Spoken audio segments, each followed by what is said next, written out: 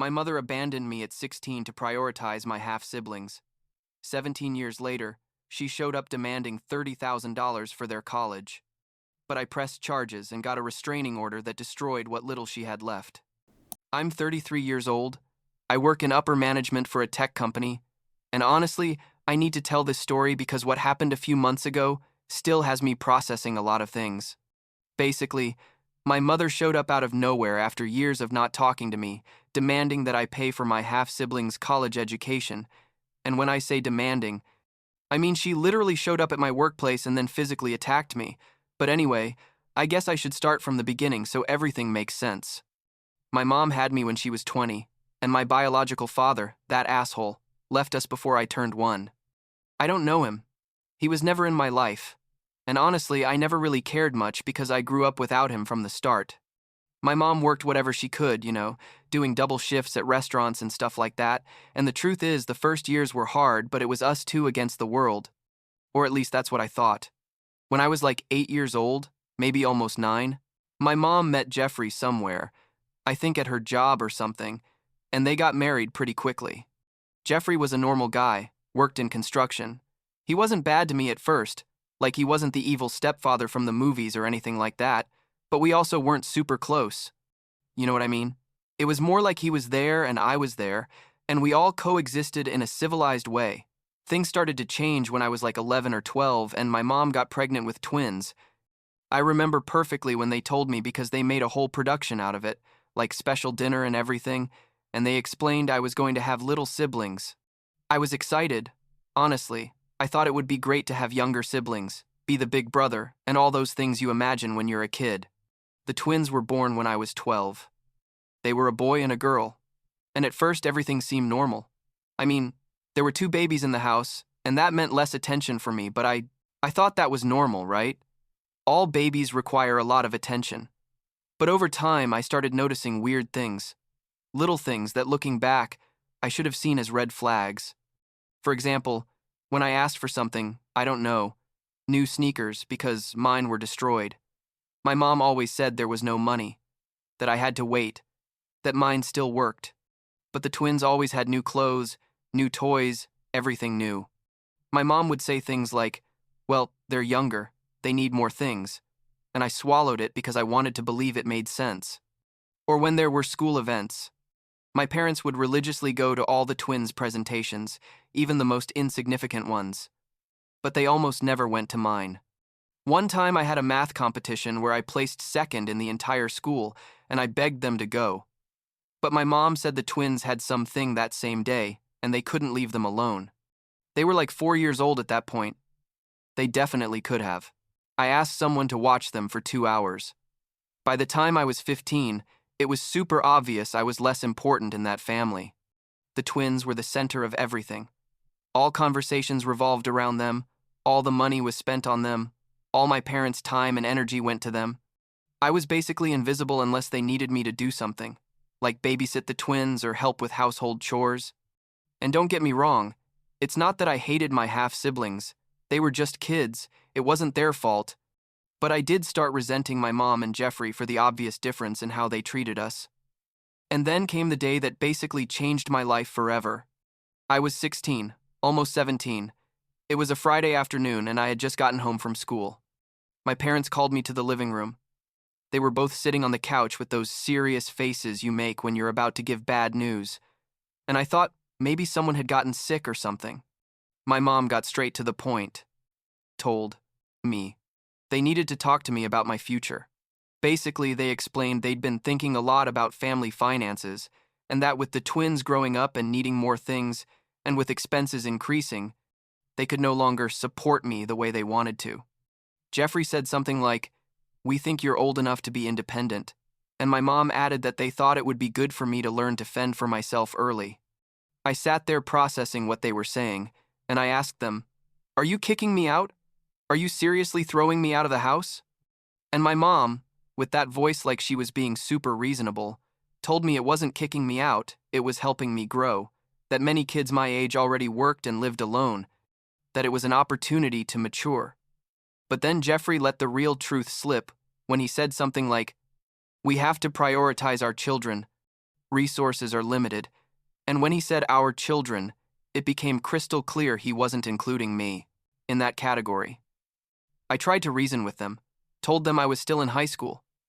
How was I supposed to work full-time and study at the same time? Where was I going to live? My mom suggested maybe my grandparents, her parents, could let me stay with them temporarily while I got settled. I called my grandparents that same night crying.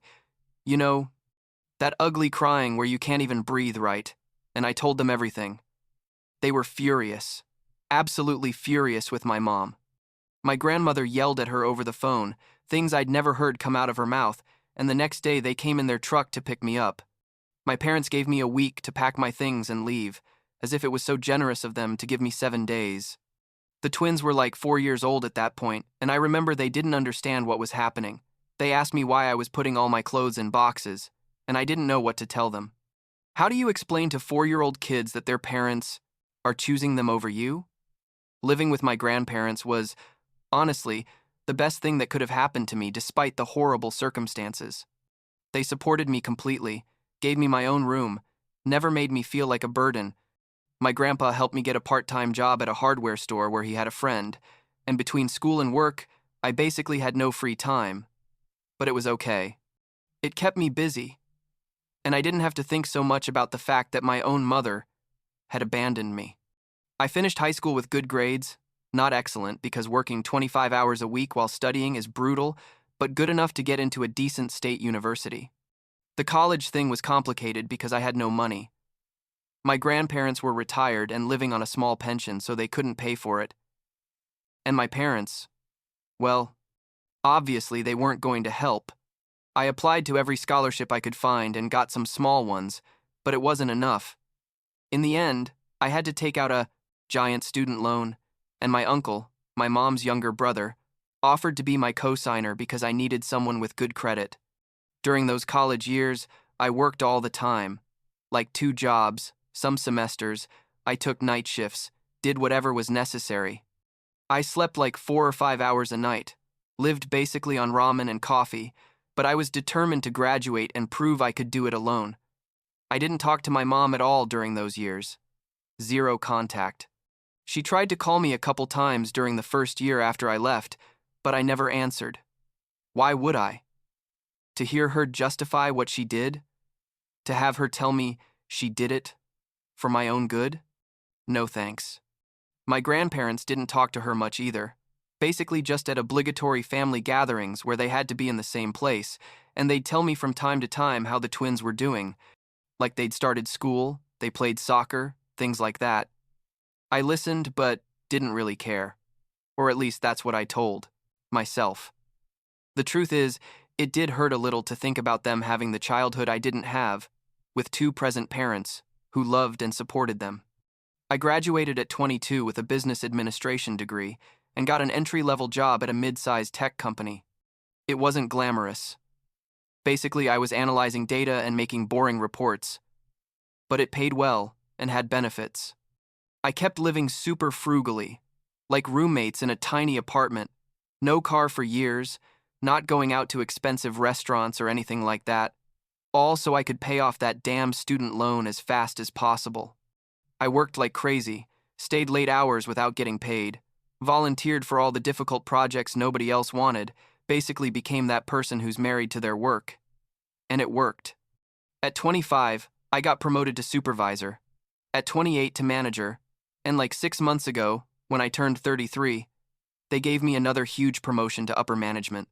Now I make more money than I ever thought I'd make. I have a nice apartment, a decent car, investments, savings, the whole thing. I finished paying off my student loan last year, which was literally one of the best days of my life. I never got married, don't have kids. I've had some relationships, but nothing serious. Because honestly, I've been so focused on my career that I haven't had the time or emotional energy to commit to someone. During all these years, my mom and Jeffrey didn't know anything about my life. Nothing. They didn't know where I lived, where I worked, how much I made. Nothing. And I liked it that way. My grandparents knew everything, obviously, and my uncle too, because we stayed in regular contact, but I specifically asked them not to tell my mom anything and they respected that. Or at least they did, until a few months ago. Turns out my uncle was at a family gathering, one of those I obviously never attend, and my mom asked him about me. I guess the twins were about to graduate high school, or had already graduated.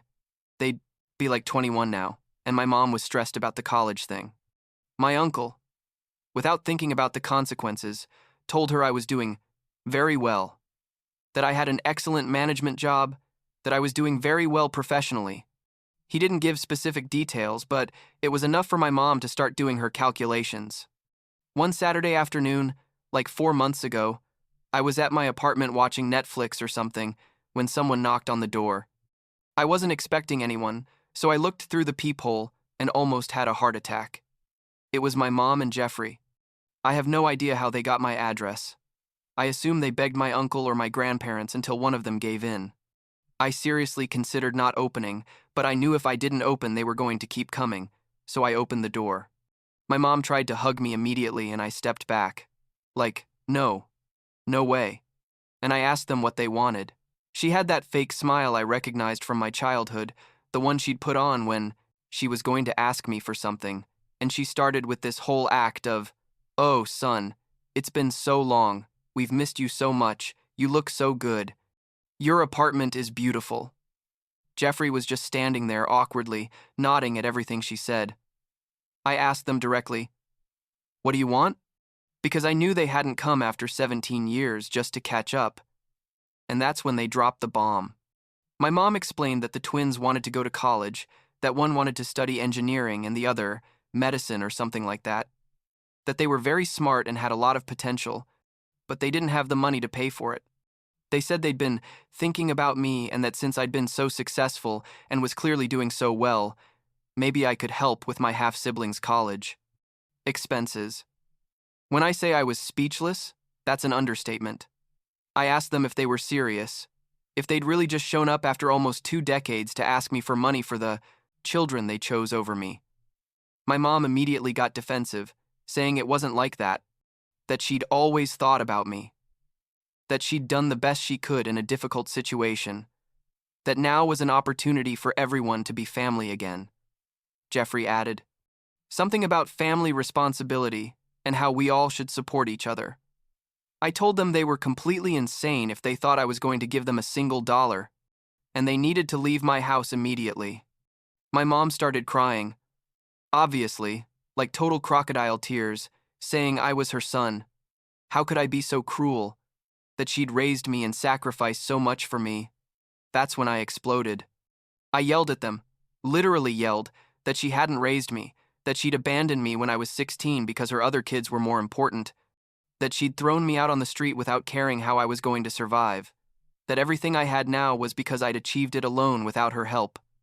I told them to leave immediately or I was going to call the police, and after a bit more drama, they finally left. I was shaking for like an hour after they left.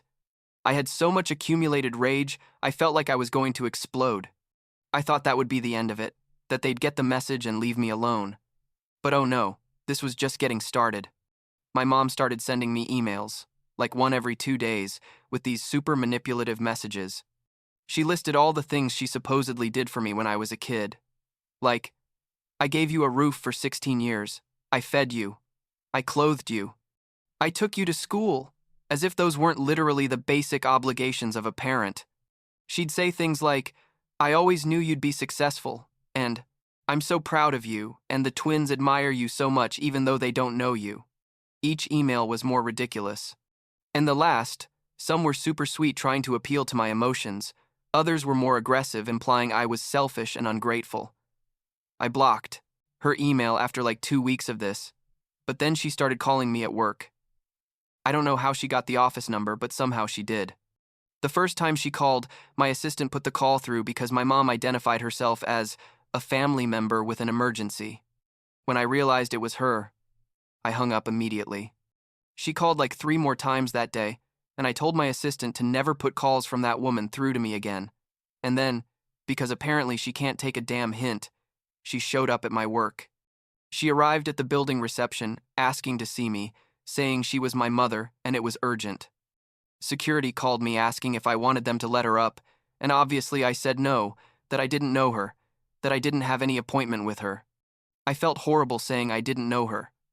Like, technically, she's my mother, but also, I don't have any relationship with her anymore, so it wasn't totally a lie. Security asked her to leave, and from what they told me later, she made a scene in the lobby yelling that I was her son, and how dare I reject her. A whole super embarrassing scene. My boss called me afterward to ask if everything was okay, because apparently someone had told him about the incident in the lobby, and I had to explain the whole situation, which was humiliating. He was very understanding and told me that if she showed up again, they'd call the police immediately. I sent my mom an email, the last one I sent her, telling her that if she contacted me again or showed up at my work, I was going to take legal action.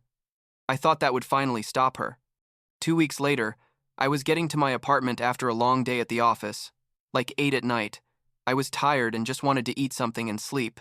I was taking out my keys when I heard my name.